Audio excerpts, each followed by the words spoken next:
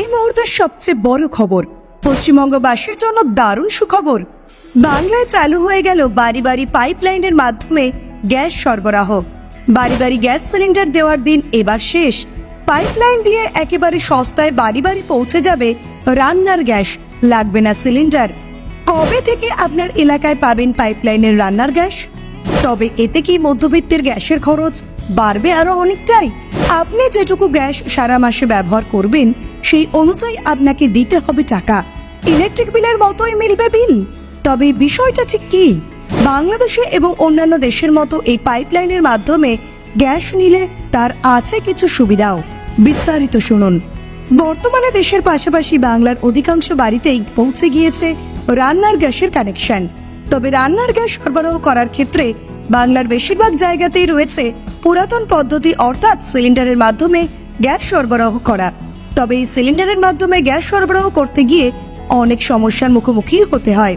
সেই সমস্ত সমস্যার হাত থেকে মুক্তি পেতে এবার বাংলায় শুরু হলো পাইপলাইনের মাধ্যমে গ্যাস সরবরাহ। প্রসঙ্গত, সিলিন্ডারের মাধ্যমে রান্নার গ্যাস সরবরাহের ক্ষেত্রে বিশাল ওজনের সিলিন্ডার এদিক ওদিক করাটা খুব ঝামেলার বিষয় হয়ে দাঁড়ায়। আবার সিলিন্ডারের কারণে বাড়িতে বাড়িতে গ্যাস মজুত রাখার কারণেও অনেক দুর্ঘটনা ঘটে। এছাড়া গ্যাস শেষ হয়ে যাওয়ার পর বাড়িতে বাড়তি সিলিন্ডার না থাকলে রান্না বন্ধ হয়ে যায়, এমন অসুবিধাও হয়। কিন্তু এই সমস্ত সমস্যার সমাধান এক নিমেষেই হয়ে যাবে পাইপলাইনের মাধ্যমে গ্যাস সরবরাহ করা হলে। তবে কোথায় চালু হলো এই পরিষেবা, কবে থেকেই বা এটি আপনার হাতের মুঠোয় আসবে? প্রথমে জানিয়ে রাখি, সম্প্রতি পশ্চিম বর্ধমানের দুর্গাপুরে সর্বপ্রথম এই পাইপলাইনের মাধ্যমে গ্যাসের পরিষেবা চালু করা হয়েছে।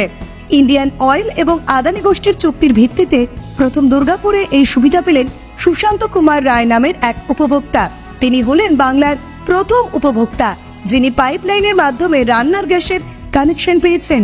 প্রথম উপভোক্তা হতে পেরে স্বাভাবিকভাবেই খুশি সুশান্ত বাবু।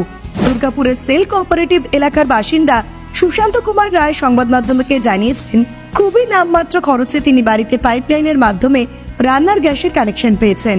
আবার এই কানেকশন পেতে তাকে খুব বেশি দিন অপেক্ষাও করতে হয়নি। কানেকশন আসার মাত্র 15 দিন আগেই তিনি আবেদন করেছিলেন, আর সেই আবেদনের উপর ভিত্তি করে গত শনিবার তার বাড়িতে কানেকশন পৌঁছে দেওয়া হয়। সুশান্ত বাবুর কথায় রেজিস্ট্রেশন করার 2 থেকে 3 দিনের মধ্যেই ইনস্টলেশন হয়ে গিয়েছে। আর এই ইনস্টলেশনের জন্য কোনো খরচাও দিতে হয়নি তার পরিবারকে। শুধু গ্যাস কানেকশনের জন্য কিছু ন্যূনতম খরচা বহন করতে হয়েছে। এই পরিষেবার জন্য গ্যাসের খরচ কিছুটা হলেও কম হবে আশাবাদী সুশান্ত বাবু। বাড়িতে বাড়িতে পাইপলাইনে গ্যাস যাবে। প্রত্যেক বাড়িতে গ্যাসের লাইনের সঙ্গে থাকবে একটা মিটার। আপনি সারা মাসের যেটুকু গ্যাস খরচ করবেন আপনাকে সেই অনুযায়ী মিটারে ওঠা বিল দেখে পেমেন্ট করতে হবে, ইলেকট্রিক বিলের মতোই। এই গ্যাস পরিষেবায় সিলিন্ডারের তুলনায় অনেক সহজ এবং সুরক্ষিত। পাইপলাইনের মাধ্যমে আসা গ্যাস অনেক বেশি সাশ্রয়ী হবে বলে এমনটাই মনে করা হচ্ছে। শুধু তাই নয়, সিলিন্ডারের এলপিজি গ্যাস হাওয়ার থেকে ভারী, কিন্তু প্রাকৃতিক গ্যাস হাওয়ার থেকে হালকা। ফলে লিক হলেও উড়ে বেরিয়ে যাওয়ার সম্ভাবনা রয়েছে।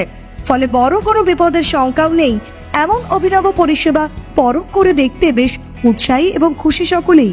তবে এ প্রসঙ্গে পূর্ত দপ্তরের এক আধিকারিক জানিয়েছেন, বর্তমানে সিলিন্ডার ভর্তি করে রান্নার গ্যাস বাড়ি বাড়ি পৌঁছে দেওয়ার যে চল রয়েছে তাতে ট্রাফিকের উপর চাপ সৃষ্টি হয়। এর পাশাপাশি এই ব্যবস্থার উপরে পরিবেশের উপর নেতিবাচক প্রভাব পড়ে। এমন পরিস্থিতিতে পাইপলাইনের মাধ্যমে প্রাকৃতিক গ্যাস বাড়ি বাড়ি পৌঁছে দেওয়া হলে তা পরিবেশের ভারসাম্য বজায় রাখতে অনুঘটকের মতো কাজ করবে, এমনটাই জানান তিনি। পাশাপাশি ওই আধিকারিক আরও জানান, দুর্গাপুরের মতোই কলকাতার ব্যারাকপুর সহ বেশ কিছু জেলাতেই পাইপলাইনের কাজ চলছে। কাজ সম্পন্ন হওয়া মাত্রই বিভিন্ন জায়গায় পরিষেবা চালু করে দেওয়া হবে।